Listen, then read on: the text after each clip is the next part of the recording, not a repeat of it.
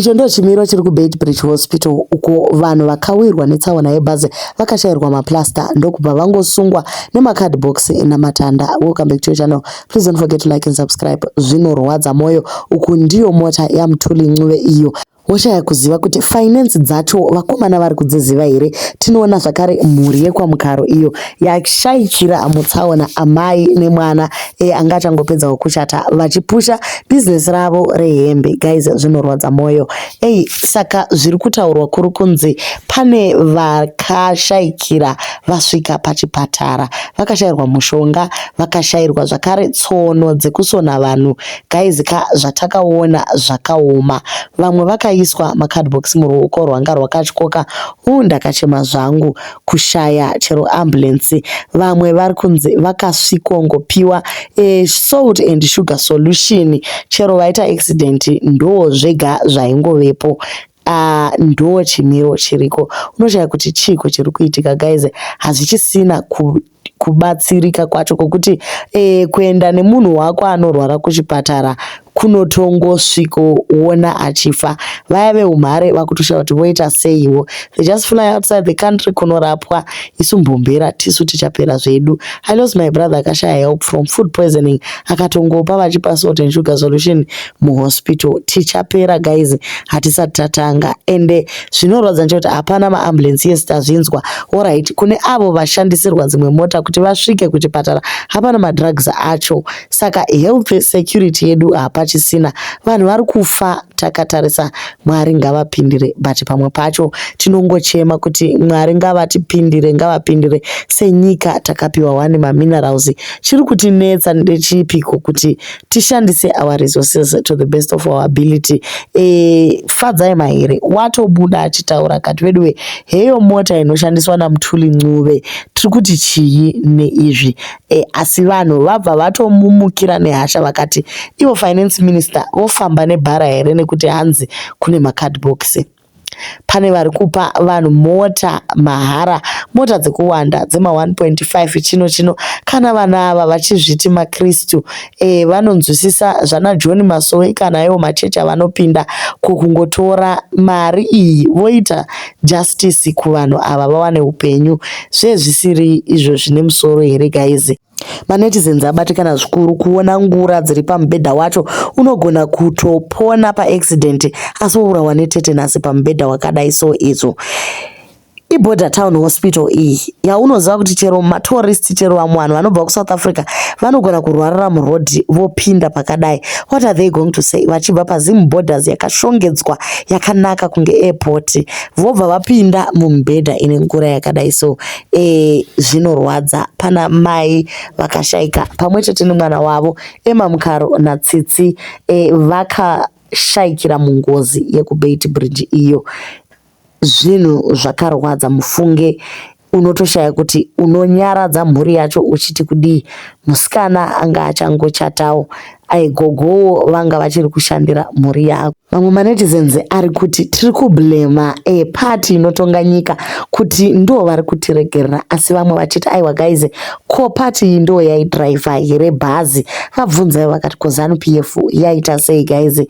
Panguva dzekuchema hazvidi drama kuti tirimbobvunzana negovernment kuti chino isusu senyika ngatingomirai tese tisatange kuda kutsvaka muroi panguva yakadai.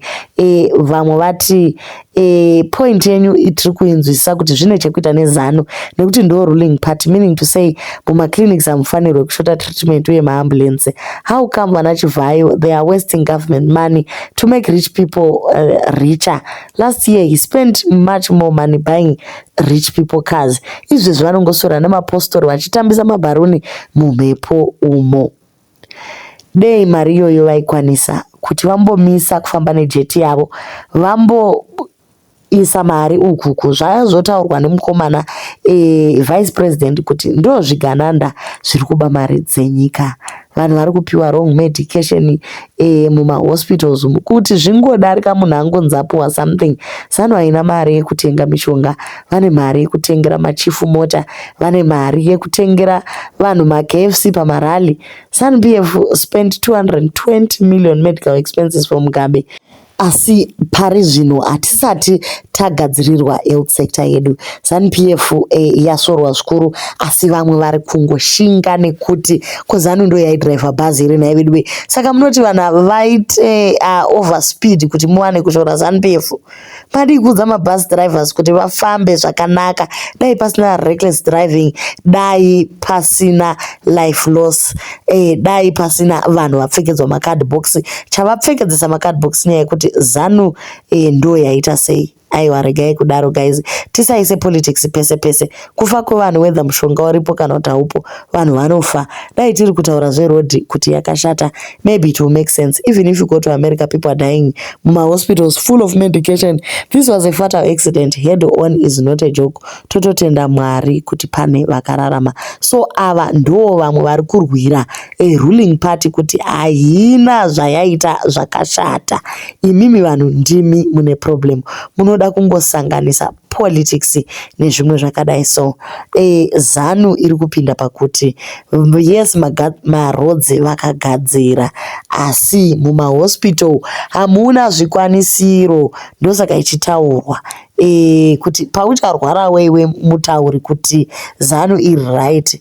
Ukazondopedza 5 hours uri pahospital usina chawabatsirwa nacho, wakavhunika gumbo, wopuwa salt and sugar solution inorapa mudumbu, ndokuti ugoziva kutaura kuti tiri kukwanisa ruling party papi. Chatiri kutaura ndechekuti government inofanira kuita accountable for its people. Ndo chete zvatiri kutaura, kuti tiri kushora party iri kutonga aiwa dzango vaungano, but tiri kuti ivo since varivo vakachibata kuti ngavaitirewo ma-citizens something. So fadzai maere ati iye pane ma-images amaisa aya abva angoburitsawo ma-Range Rover dziri kufamba nevanhu vari panzvimbo dziri mudenga umo. In the left frame is the expensive Range Rover being driven by Zimbabwe's Minister of Finance. In the right frame is a lady receiving care at a public hospital.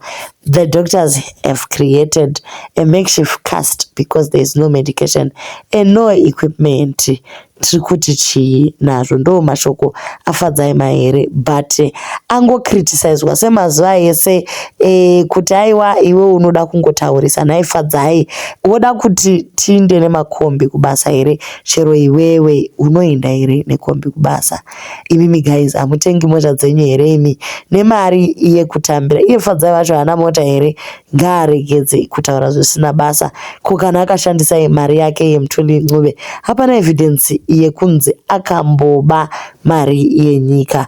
Wai muchida kupinza zvematongerwo enyika pazvinhu zvema-accidents. So paitika division hombe chaizvo pamanetizens. Vamwe vari kuti why are you not being touched the situation yakadai, imi muchiona kuti pane dambudziko. Zvinoshayikwa chero proper ways kutsanangura pain yaunoona muvanhu kana vachinyora ma-comments anoratidza ignorance, such level of carelessness and inhuman behavior, and kushaya hanya neruzhinji rwevanhu. Zvinombofamba seiko? Where are our nationalist tendencies? Where is our national pride in an office that makes you live large yet masses grovel and beg in the streets? Asinya iripo ndeyekuti the essence of life is to coexist with others. If you don't find anything wrong in what's happening in Zimbabwe, if you don't see the greediness in the country, and if you support vanhu vari kurega vamwe vanhu vachirwadziwa zvakadai, so aiwa utori neproblem. Pana baba wakatofa cause he didn't get any help. Imagine kuya ambulance 1 but vanhu vachiziva kuti bhazi rinotakura vanhu hopo, ambulance inotakura only 2 people. Mahelicopters ari kupi? System iyi yakafa guys. Vari kuti Fadzi ane Range Rover, chero akati helicopter, she's a private citizen who works for a private organization. Manje Mthuli Ncube government minister, the car was bought by taxpayers. In simple terms, civil servant. Isusu tisu tiri kubhadhara tax iyoyo. Hazvizibo kuti vatengerere mota dzema 200,000 muchipatara musina mabasics. nekuti vanoziva kakuti vakagadzirwa nesimbi havarwari zvekudaro, ende vakangorwara kudaro vanongoenda kakuchina vondogadzirwa ikoko. Guys, inyaya inorwadza iyi. Zvino zvoitwa sei? Imimi ndimi munacho guys, makachibata kuti dream macomments umu. Taurai zviri pamwoyo menyu. Let's share this video zvakare kuti rifambe pada ringaonekwa nemunhu anogona kusorovha situation iyi. Inguva inorwadza zvikuru.